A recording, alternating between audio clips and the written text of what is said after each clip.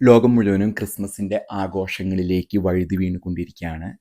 പല ഭാഗത്തും ലോകത്ത് പല ഭാഗത്തും അതിൻ്റേതായ ഷോപ്പിങ്ങുകൾ സന്തോഷങ്ങളൊക്കെ നടക്കുന്ന വേളയിലാണ് ജർമ്മനിയിൽ ഒരു ഷോപ്പിംഗ് സെലിബ്രേഷനൊക്കെ നടക്കുന്നതിൻ്റെ ഇടയിലേക്ക് ഒരു സൗദി പൗരൻ വാഹനമിടിച്ച് കയറ്റി. ഇതുവരെ 5 ആൾക്കാർ മരിച്ചിരിക്കുന്നു. ഗുരുതരമായ പരിക്കേറ്റ് കുറച്ച് ആൾക്കാരും കൂടി മരിക്കുമെന്നാണ് നിഗമനം. ഇനി സമാധാനത്തിൻ്റെ മതമെന്ന് പറയുന്ന മുസ്ലിം സമുദായമാണ് ഇത് ചെയ്തിരിക്കുന്നത്. അതിന് ന്യായീകരണമായിട്ട് പറയുന്നത് അദ്ദേഹം എമുവാണ്, എക്സ് മുസ്ലിം ആണെന്നൊക്കെ നമ്മുടെ കേരളത്തിലുള്ള ചില ചാനലുകൾ പറയുകയുണ്ടായി.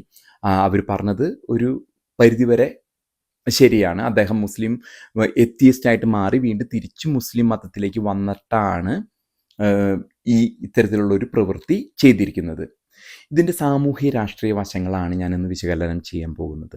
ഇതൊരു പാറ്റേൺ ആണ്. നമുക്കെല്ലാവർക്കും അറിയാം, സമാധാന മതം എന്ന് പറയുന്നു, അത് കഴിഞ്ഞ് ആക്രമണം നടത്തുന്നു, തിരിച്ചടി കിട്ടുമ്പോൾ എരയാണെന്ന് പറയുക മുസ്ലിം സമുദായത്തിൻ്റെ വ്യക്തിത്വവും സവിശേഷതയുമാണ്. അതിൻ്റെ പാരമ്യത്തിലെത്തിയിരിക്കുകയാണ്. അതുകൊണ്ട് സമാധാനത്തിൻ്റെ മതമെന്നോ എരയെന്നോ പറഞ്ഞാൽ ഇന്ന് നിലനിൽക്കില്ല. അതുകൊണ്ടാണ് പലപ്പോഴും തിരിച്ചടികൾ മുസ്ലിം സമുദായത്തിന് കിട്ടിക്കൊണ്ടിരിക്കുന്നത്. ഇത് പറയുമ്പോൾ തന്നെ നമുക്ക് മനസ്സിലാക്കണം, ഈ ക്രിസ്മസ് വേളയിൽ ഇത് ഒറ്റപ്പെട്ട സംഭവം എന്ന് പറയുന്നവരോട് 2015-ലും 2016-ലും 2019-ലൊക്കെ ഇത്തരത്തിലുള്ള ക്രിസ്മസിന് മുമ്പുള്ള ആക്രമണങ്ങൾ നടന്നിട്ടുണ്ട്. ഫ്രാൻസിൽ നടന്നിട്ടുണ്ട്. അപ്പോഴൊക്കെ ജനങ്ങൾ പ്രതികരിച്ചിട്ടുണ്ട്. സമാധാനപരമായിട്ട് ജീവിക്കുന്ന ഒരു ജനങ്ങളുടെ, യൂറോപ്പിലൊക്കെയുള്ള ഒരു ജനങ്ങളുടെ മേത്തേക്കാണ് ഇങ്ങനെ ചെയ്യുന്നത്. അവർ പോയി ഒരാളെയും ആക്രമിക്കാൻ പോയിട്ടല്ല, അവരുടെ മേലേക്ക് എന്തോ ഒരു മെസ്സേജ് കൊടുക്കാൻ. എന്നാൽ ആ മെസ്സേജുകൾ കൊടുക്കുന്നത് ഇന്ന് തിരിച്ചടികളുടെ കാലങ്ങളിലേക്ക് കടന്നിരിക്കുകയാണ്. അതിനുദാഹരണമാണ് അവർ 1200 ആൾക്കാരെ ഇസ്രായേലിൽ കൊന്ന് പിന്നെ ഇരവാദത്തിന് വേണ്ടി ശ്രമിച്ചപ്പോഴാണ് ഇപ്പുറത്ത് 46,000 ആൾക്കാരെ കൊല്ലാനായിട്ടുള്ള ഒരു സാഹചര്യം ഇസ്രായേലിന് കൊടുത്തത്.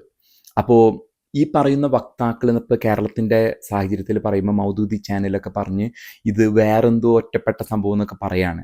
അതുപോലെ തന്നെ കുറച്ച് ഇസ്ലാമിസ്റ്റുകളായിട്ടുള്ള ഇതിൻ്റെ വക്താക്കൾ ഇറങ്ങിയിട്ടുണ്ട്, യൂട്യൂബിലും ഇറങ്ങിയിട്ടുണ്ട്. അവർ പറയുന്നു ഇസ്ലാം ശക്തിയുടെ മതമാണ്, ശക്തമാണെന്നൊക്കെ പറഞ്ഞ് പാവം മുസ്ലിമുകളെ കുരുതി കൊടുക്കുന്നു. അത് ഇപ്പോൾ ഇനി വരാനിരിക്കുന്ന ഇതുമായിട്ട് പ്രതികരിച്ച കുറച്ച് നേതാക്കന്മാരുടെ വിവരണം കൂടി നമ്മൾ കേൾക്കണം. ഇലോൺ മസ്ക്, അദ്ദേഹമാണ് ഇനി അമേരിക്കയെ മുന്നോട്ട് നയിക്കാൻ പോകുന്നത്. ഇന്നലെ അമേരിക്കയുടെ കടമെടുക്ക് പരിധി ഇന്നലെ പാതിരാത്രി നിൽക്കുന്ന സാഹചര്യത്തിൽ അദ്ദേഹത്തിൻ്റെ നയങ്ങളിലേക്കാണ് ട്രംപ് ചെന്നെത്തുന്നത്. അപ്പം ട്രംപിൻ്റെ അധികാര കേന്ദ്രം എലോൺ മസ്കാണ്. എലോൺ മസ്ക് പറഞ്ഞിരിക്കുന്നത് ശക്തമായിട്ട് തിരിച്ചടിക്കണമെന്നാണ്. ഈ ജർമ്മൻ ചാൻസലറിന് അതിനുള്ള കഴിവില്ല എന്നാണ് എലോൺ മസ്ക് പറഞ്ഞിരിക്കുന്നത്. അത് സൂചിപ്പിക്കുന്നത് എന്തായിരിക്കും അടുത്ത 4 വർഷം ലോകം ട്രംപിൻ്റെ നേതൃത്വത്തിൽ എവിടേക്കാണ് പോകാൻ പോകുന്നത്. ഞാൻ പറഞ്ഞല്ലോ നേരത്തെ, 90% മുസ്ലിമുകളും നല്ല നല്ല മനുഷ്യരാണ്. അവർ നമ്മുടെ അയൽവക്കത്തുണ്ട്, സ്കൂളുകളുണ്ട്, സമൂഹത്തിൽ എല്ലായിടത്തും ഉണ്ട്. എന്നാൽ പൊളിറ്റിക്കൽ ഇസ്ലാം അതിനെപ്പറ്റി വ്യക്തമായിട്ട് നമ്മൾ പ്രതികരിച്ചില്ല എന്നുണ്ടെങ്കിൽ കേരളം വലിയൊരു വിപത്തിലേക്ക് മാറും എന്നുള്ളത് നമ്മൾ മനസ്സിലാക്കണം.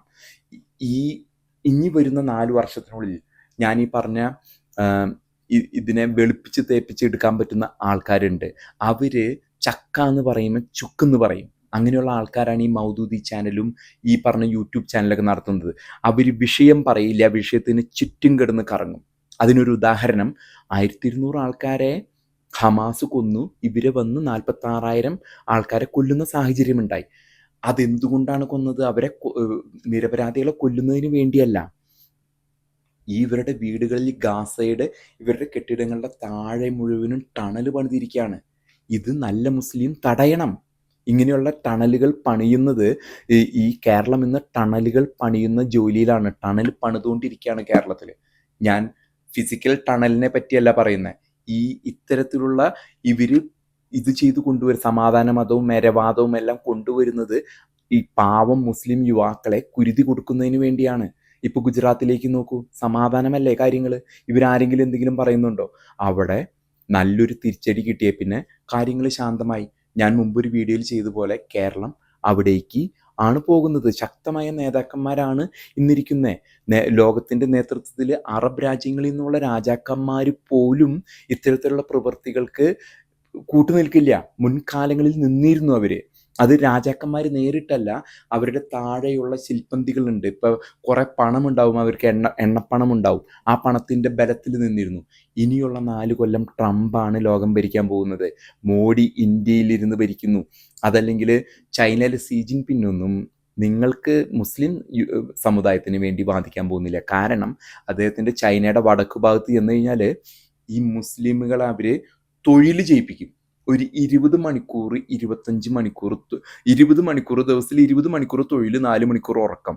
അങ്ങനെ വരുമ്പോൾ മാനസികമായിട്ട് ഒരു തീവ്രവാദത്തിനും പോവില്ല. സമാധാനത്തിൽ ആക്കിയ ആളാണ് സി ജിൻപിങ്. അതേ സ്ഥിതിയാണ് റഷ്യയിലെ പുടിൻ. ഇനി ജനാധിപത്യ രാജ്യങ്ങളായ ട്രംപോ മോഡിയോ ചെയ്യാൻ പോകുന്നത് ആരും ചോദിക്കാൻ പോകുന്നില്ല. എരവാദം പറയാനേ ഉള്ളൂ. ഈ മൗദൂദി ചാനലിരുന്ന എരവാദം ആര് കേൾക്കണ? കാലം കഴിഞ്ഞു. മുൻകാലങ്ങളിൽ പാലസ്തീൻ എന്നൊക്കെ പറഞ്ഞൊരു വികാരം നടത്തി ഒരു 2 വയസ്സായ കൊച്ചിനെ കൊണ്ടുവന്ന് അതിൻ്റെ മേത്ത് ചോര തേച്ചോ ഒരു ഫോട്ടോ ഒക്കെ എടുത്ത് ലോകം കാണിച്ച് കരഞ്ഞിരുന്നു. ഇന്ന് അമേരിക്കയിലോ അന്നാളിൽ അമേരിക്കയിലും യൂറോപ്പിലൊക്കെ അയ്യോ എന്താണ് ബോംബിങ് ചെയ്യുന്നതെന്നൊക്കെ ചോദിച്ചിരുന്ന കാലഘട്ടമുണ്ട്. ഇപ്പം ഇങ്ങനെയുള്ള സംഭവങ്ങളിലൂടെ അമേരിക്കയിൽ പറയും ഒരെണ്ണം കൂടിയും ഒരു നല്ല ബോംബും കൂടി ഇടാനായിട്ട് ആണ് പറയാ. പാലസ്തീനും അതിൻ്റെ ഇതൊക്കെ സെൻസിറ്റിവിറ്റീസ് പോയി. ജനങ്ങൾക്ക് വികാരമില്ലാത്തവരായി. കാരണം നിങ്ങൾ ഇനി ചെന്ന് സമാധാനത്തിൻ്റെ മതമാണെന്നോ ഇരകളാണെന്നോ പറഞ്ഞാൽ നടക്കില്ല. എന്തിനേറെ പറയുന്നു, മുസ്ലിം സമുദായത്തിലെ എക്സ് മുസ്ലിംസ് കൂടി വരുന്നതിൻ്റെ കാരണം അവർ ചോദിക്കുകയാണ്, ഈ ജർമ്മനിയിലെ ആ വ്യക്തികൾ നിങ്ങളോട് എന്ത് ചെയ്തു, എന്തിനാണ്? അപ്പോൾ നിങ്ങളുടെ ഐഡൻറ്റിറ്റിയാണ് ഭീകരവാദം. നിങ്ങളാണിത് തുടങ്ങുന്നത്. അതിനുശേഷം നിങ്ങളിരുന്ന് എത്ര ഘോരം പ്രസംഗിച്ചാലും ആരും ഇനി കേൾക്കാൻ പോകുന്നില്ല. മോഡിയും പറയും നന്നായെന്ന്, അറബ് രാജാക്കന്മാരും നന്നായെന്ന് പറയും, യൂറോപ്പിലെ നേതാക്കന്മാരും പറയും. ഇപ്പുറത്ത് അതിൻ്റെ എല്ലാ തലപ്പത്തിരിക്കുന്ന ട്രംപ് ഇരുന്ന് അതും നന്നായെന്ന് പറയും.